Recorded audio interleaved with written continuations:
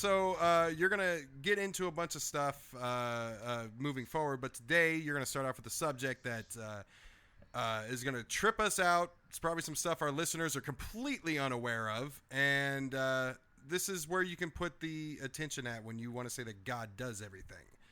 So what do you got for us, Nick? Well, like I told you before, I tossed around a few ideas to different people, and said what would be interesting, what would be something fascinating for people to hear that maybe they've never heard before. And even though I found, not a lot, but I found a good number of examples of this on various websites and articles and whatnot, I still find that most people I speak to about it have never even considered this, never heard of it. And the fact that I wanted to bring to you guys today is that you have never touched anything in your entire life. You're not touching the chair you're sitting in right now. You're not touching that bed that you're laying on. Well, I think that's a bed. Futon. I don't know. So basically, the reason for this is because of our atomic structures, because we are all made of atoms. And to begin the minor science lesson here, we are made of atoms, which are protons, neutrons, electrons, and the outer portion of an atom is going to contain the electrons.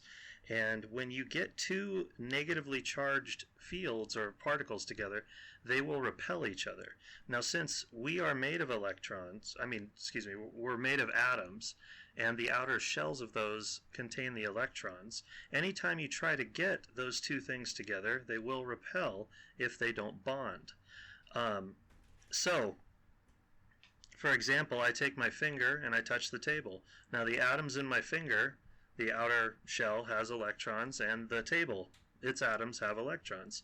So just like when you take a magnet and you try to stick the two north poles together or the two south poles together, they repel each other. So my finger and the table are both repelling each other at the same time, leaving a very small, tiny little space.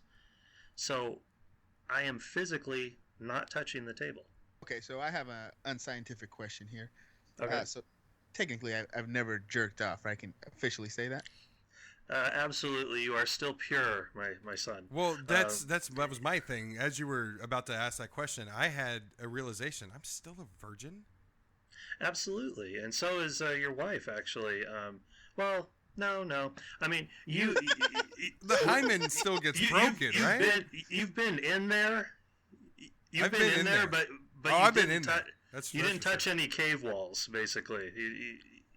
You know. So I have a question, and I think sex is a good topic for this. So, obviously, when we touch things, then certain things feel differently. Yeah.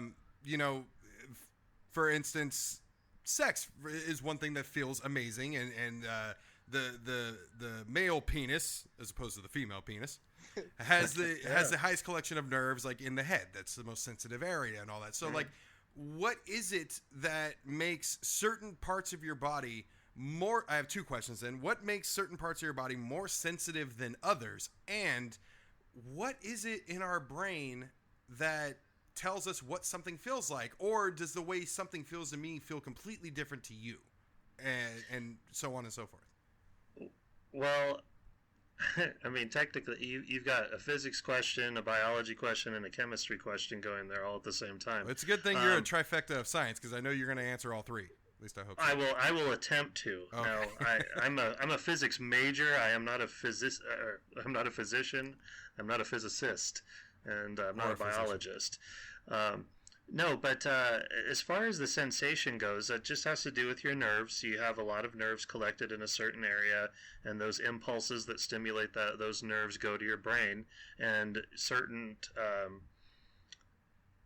nerves are set up in certain ways inside your body to stimulate certain areas of your brain. So all of that has to do with the way that you're wired. As far as sensation goes, any peaks or valleys, bumps or grooves that are on anything, all of those are made of the same atoms that the substance is made of, and they are going to be collected in a higher like a higher region. Like, so imagine like the Grand Canyon. I mean, this is a very large example, but you're on that cliff. That's all the same atoms, and then down the cliff, that's all the same atoms, and the bottom of the cliff is all the same atoms. But if you were to run your massive godlike finger over the Grand Canyon, you obviously feel that there's a little dip there. Right. Well, that little dip just comes because there is a lower section in that particular thing that you were feeling, and your body registers that as a texture because all of a sudden it was higher, then it got lower, then it got higher again. That part's kind of difficult to explain. I get it. I mean, obviously things are kind of in stacks, and depending on how they're stacked up, you can't put like I have a desk in front of me. I can't put my hand through the desk. I mean, I could, but just pressing on it, I can't. And if there was a hole in the desk, I'd be jacking off during this show. But if there's a hole in the desk, the atoms of my hand would sink lower than that, right? In that one particular spot where the hole is. That's pretty much what you're saying, right? Well, if you have a hole, you can just put your arm straight through it. But I mean, if you had a little divot in the desk, that's what I'm saying. Yeah, your finger would occupy some of the space of that divot, and you would feel that part of your finger is lower than the rest of the finger. Like a golf ball. Again, dimples on a golf ball. You're feeling the dimples of a golf ball. And it's actually kind of interesting because 99% of an atom, a very enormous portion of an atom, is just empty space. Yes. So technically, Cosmos.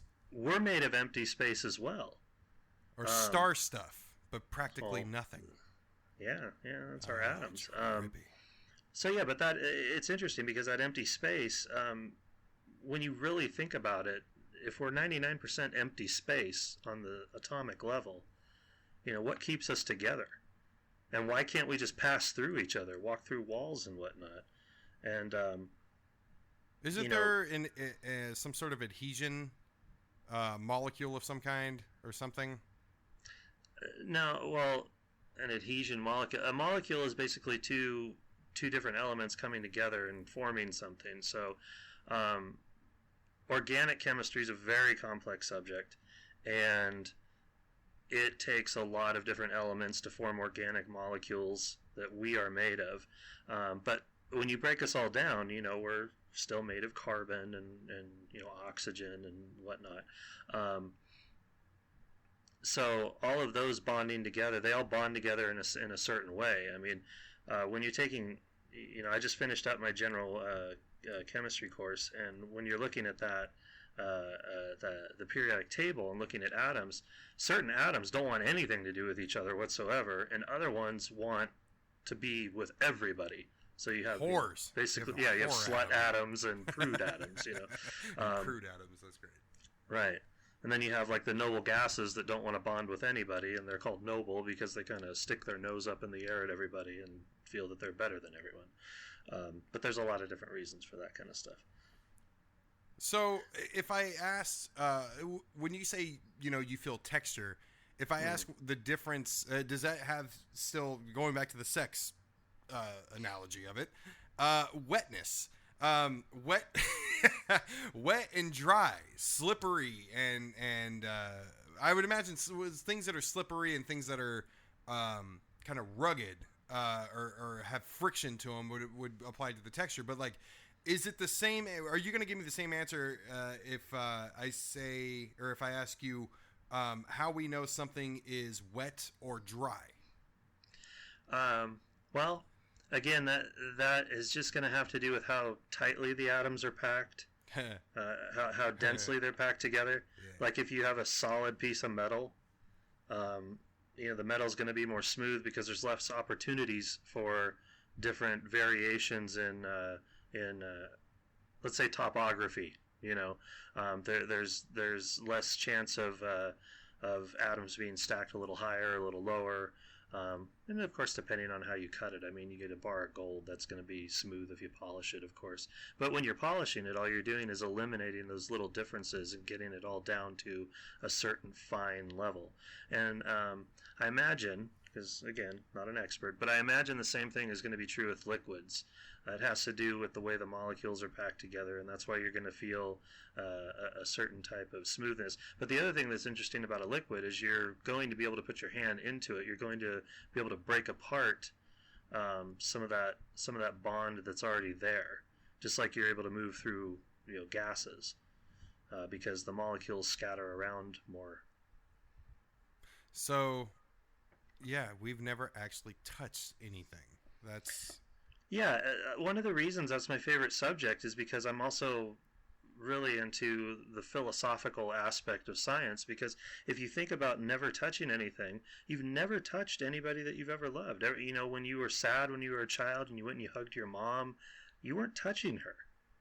And I know that may seem like a lonely prospect, or that may make it sound kind of sad.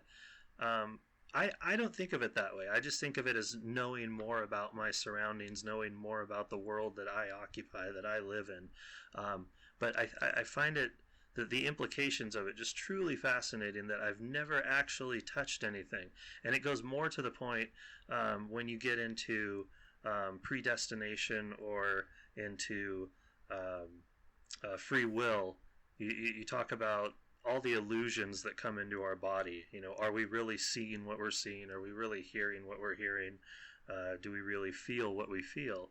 And our brain plays a lot of tricks on us just to make our lives seem, I guess, basically normal or livable.